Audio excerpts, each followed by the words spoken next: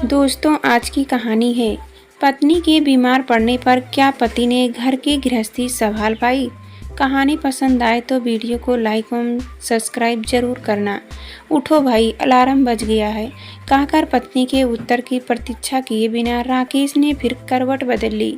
चिड़ियों की चहचहाट और कमरे में आती तेज रोशनी से राकेश चौंक कर जाग पड़ा। यह क्या, तुम अभी तक सो रही हो? मधु मधु सुना नहीं था क्या? मैंने तुम्हें जगाया भी था। देखो क्या वक्त हो गया है। बाप रे 8। जल्दी से राकेश बिस्तर से उठा तो माधवी के हाथ से अचानक उसका हाथ छू गया। वह चौंक पड़ा। माधवी का हाथ तप रहा था। माधवी वे खबर सो रही थी। राकेश ने एक चिंता भरी नज़र उस पर डाली और सोचने लगा, यदि मौसमी बुखार ही हो तो अच्छा है। 2-3 दिन में लोटपोट कर मधु खड़ी हो जाएगी। अगर कोई और बीमारी हुई तो जाने कितने दिन की परेशानी हो जाए। सोचते सोचते राकेश बच्चों को जगाने पहुंचा। चाय बनाकर माधवी को जगाते हुए राकेश बोला, उठो मधु, चाय पी लो। माधवी ने आंखें खोली। क्या समय हो गया? अरे 9। आपने मुझे जगाया नहीं। आज बच्चे स्कूल कैसे जाएंगे? राकेश मुस्कुराकर बोला, बच्चे तो स्कूल गए, तुम क्या सोचती हो? मैं कुछ कर ही नहीं सकता। मैंने उन्हें स्कूल भेज दिया है।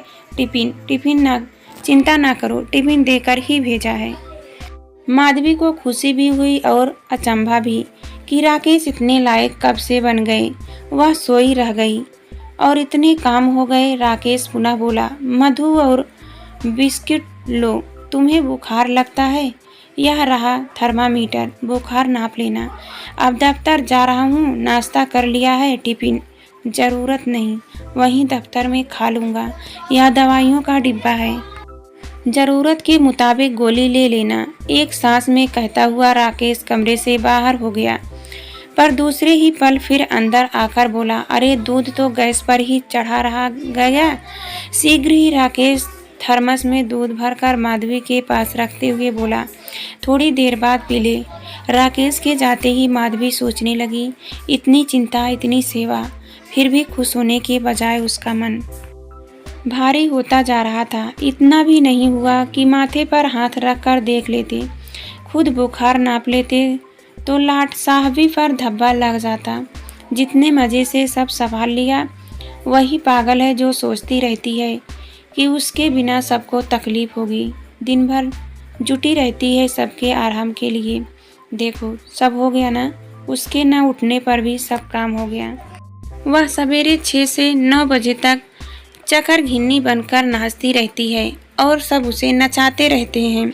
आज तो सबको सब कुछ मिल गया ना। लगता है सब जानबूझकर उसे परेशान करते हैं। सोचते सोचते माधवी का सिर दुखने लगा। चाय के साथ एक गोली सटक कर वह फिर लेट गई। झपकी आई ही थी कि बिन्नों की आवाज़ से नींद खुली। बहू जी, आज दरवाज़ा कैसे खुला पड़ा है? अरे लेटी हो? तबीयत ठीक नहीं है क्या? माधवी की आंखें छलछला आई। बिन्नो जरा देखना, स्नान घर में कपड़े पड़े होंगे, धो लेना। गीले कपड़े मेरी छाती पर बोझ बढ़ाते हैं। यह सब जानते हैं। हर कपड़े ऐसे ही फेंक गए होंगे। बिन्नो ने स्नान घर से ही आवाज़ लगाई। बहू जी, स्नान घर एकदम साफ है, यहाँ तो एक भी कपड़ा नहीं। क्या एक भी कपड़ा नहीं? विस्मय से माधवी ने सोचा। उसकी मनोस्थिति ऐसी हो रही थी कि राकेश और बच्चों के हर कार्य से उसे अपने आप पर अत्याचार होता ही महसूस हो रहा था। बिन्नों ने काम खत्म करके उसका सिर और हाथ पैर दबा दिए। माधवी कृतज्ञता से भर आई। घर वालों से तो हमारी ही अच्छी है, बेचारी कितनी सेवा करती है। अब की दिवाली पर इसे एक अच्छी सी साड़ी दूंगी। कुछ तो हाथ पैर दबाए जाने से और कुछ दवा के असर से दर्द कम हो गया था, इसलिए माधवी दोपहर तक सोती ही रही। अचानक ही आंखें खुली तो प्रिय सखी सुधा को देख माधवी आश्चर्य मिश्रित खुशी से भर गई। तू आज अचानक कैसे? सुधा ने हंसकर कहा। मन ने कहा और मैं आ गई। सुधा सुरीली स्वर में गुनगुनाने लगी, दिल को दिल से राह होती है। तू बीमार पड़ी है, अकेली है, कितने सही समय पर मैं आई हूँ। माधवी कुछ बोले बिना एकटक सुधा को देखती रही, फिर उसकी आंखें छलछला आई। सुधा ने अचरज से पूछा, अरे क्या हुआ? भीगे हुए करुण स्वर में अपने दिल भर के विचार बिंदु एक एक कर सुधा के सामने परोस दिए। माधवी ने स्वार्थी राकेश और बच्चे के किस्से, उसकी सेवा टहल में की गई कोताही, जानबूझकर उससे फायदा उठाने के लिए की गई लापरवाहियों के किस्से, उदाहरण सब सुनाते हुए अंत में न चाहते हुए भी माधवी के मुंह से वह निकल गया जो उसे सवेरे से परेशान किए था। देखो ना, मेरे बिना भी तो सबका काम होता है। मेरी इन लोगों को ज़रूरत ही क्या है। सवेरे 6 से 9 बजे तक चकर घिन्नी की तरह नाचती है। मुझसे तो राकेश ज़्यादा कार्यकुशल है। सुबह फटाफट बच्चे को स्कूल भेज दिया।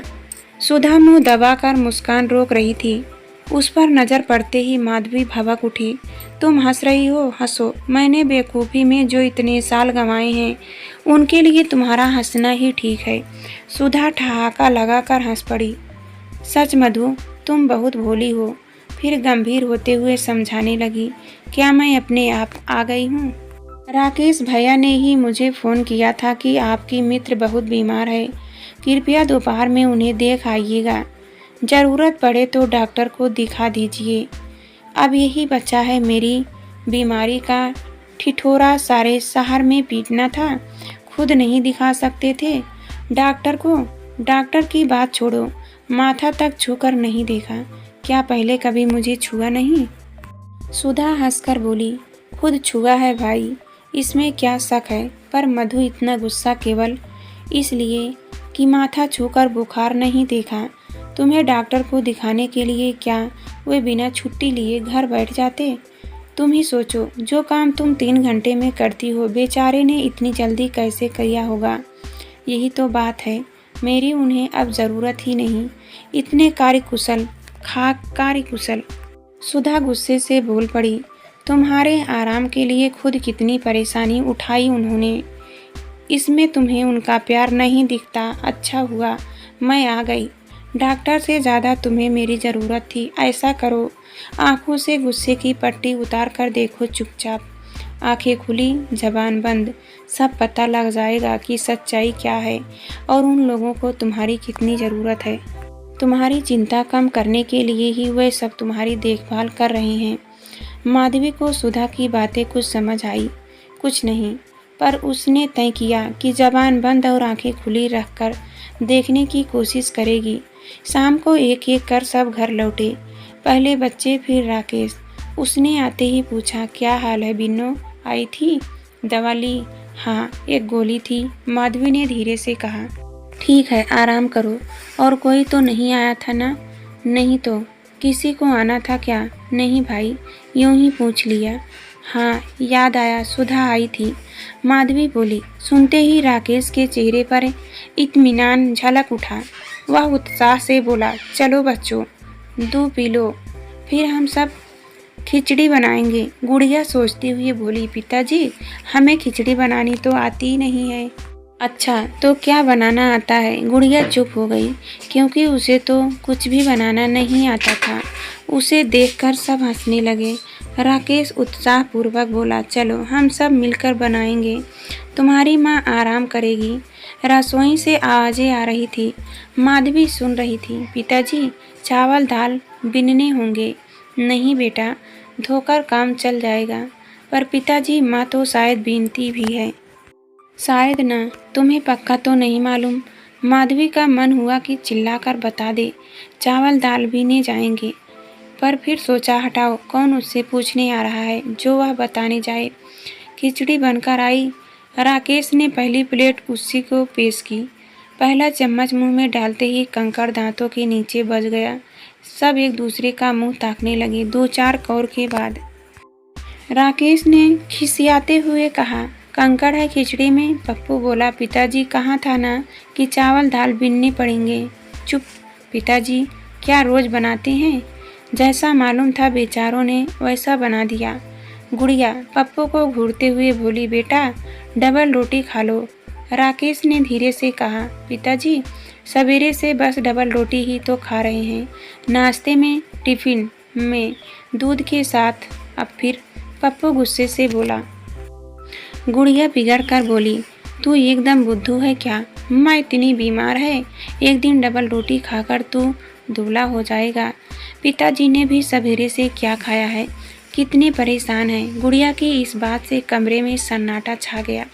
सब अपनी अपनी प्लेटों के सामने चुप बैठे थे। पप्पू अपनी प्लेट छोड़कर उठा और माँ की बगल में लेटता हुआ बोला, माँ आप कब ठीक होंगी? जल्दी ठीक हो जाइए, कुछ सही नहीं चल रहा है। गुड़िया माँ का सिर दबाते हुए बोली, अभी चाहे तो और आराम कर लीजिए, हम लोग काम चला लेंगे। राकेश ने माधवी का माथा छूकर कहा, अब लगता है बुखार कम है। माधवी आनंद की लहरों में डूबती उतरती उम्मीदें सुर में बोली, तुम सब जाकर होटल से खाना खा आओ। और तुम? राकेश के प्रश्न के जवाब में असीम तृप्त से उसका हाथ अपने माथे पर दबाकर माधवी ने कहा, मैं अब सोऊंगी।